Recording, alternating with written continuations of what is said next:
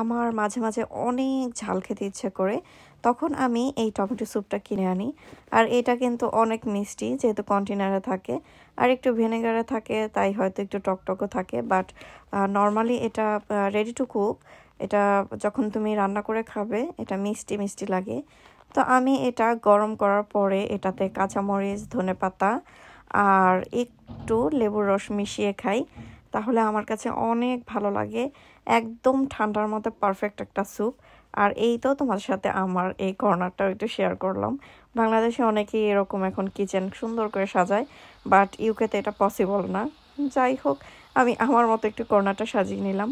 আর এই তো এখানে আমার স্যুপটাও রেডি, গরম গরম এখন খাবো। তোমরা যারা আমার মতো ঝাল আর টক বেশি পছন্দ করো, তারা কিন্তু এই স্যুপটা আমার মতো করে রান্না করে খেয়ে দেখতে পারো।